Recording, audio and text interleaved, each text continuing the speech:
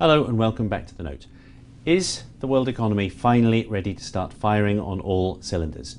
We've had a quite remarkable year, particularly in the US stock market, and obviously there are many signs of optimism out there in the economic data. But are we in some ways borrowing from next year's performance already? Is that optimism truly justified? With me now to discuss this is the head of investment strategy at Investec Wealth and Investment here in London, John Wyn-Evans. John, thanks very much for joining me today. Thank you, John. Let's start by taking a look at what arguably was the story of this year, which was a quite dramatic re-rating of particularly the US stock market. Has that re-rating ended? How would we know? Well, there's certainly a case for saying that the re-rating has gone a reasonably full distance at this point. As you can see from the chart, we came from some relatively low multiples a couple of years ago, and as many of the worries about the world have receded and the financial system has managed to repair itself to a great degree, investors have been willing to put a higher rating on equities in particular in recognition of that fact. However, earnings have not necessarily pushed ahead to the extent that one might have hoped for originally. Well, I mean, some people refer to it as a profitless recovery in the same way that they'll talk about a jobless recovery in the economy. I mean, how much do we need to see in the way of earnings growth in the year that comes to maintain these gains? Well, I think the key thing now is that a lot of these indices are pushing around about long-term averages or getting up to that sort of level, certainly on a forward PE basis, possibly higher if you look at cyclically adjusted price earnings ratios. So now we would say that as you're closer to the averages, we need earnings to start coming through to justify higher market gains from here, but that can be done with the PE remaining relatively stable. Okay, let's take a look at the state of the economy, and perhaps the interesting point here is that with the exception of the bounce year of 2010, this is going to be the first year since we entered the crisis when all the major zones are at least positive, if the forecasts are right. Indeed, and they are just forecasts at this point.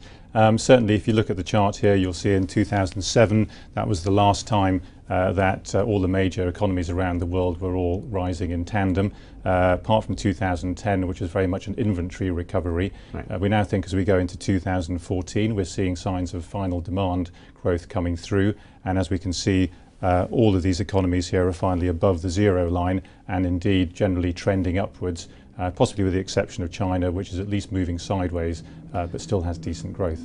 Okay, now let's try to find where some value might be. If you look at long-term measures, Europe certainly looks cheap. Let's take a look at a chart that you've produced here. Obviously the great concern with Europe is that there are more macroeconomic worries there than elsewhere, more concerns about the periphery.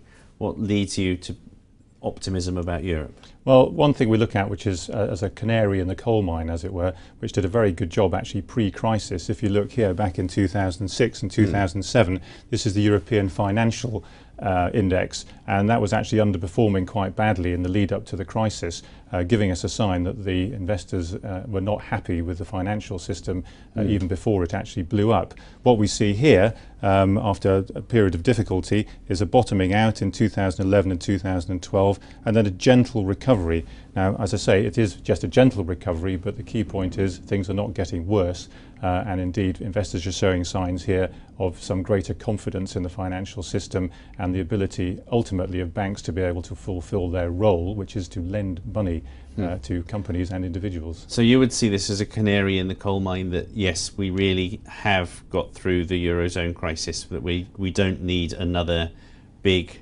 cliff-hanging episode of fear before the crisis is resolved. There's certainly not an outlook for one at this point.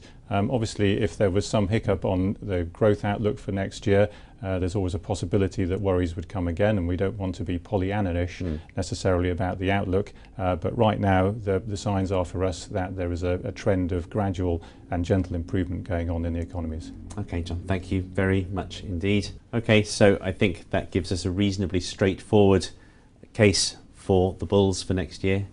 The base case isn't for another rise like we've seen this year. That would be very startling.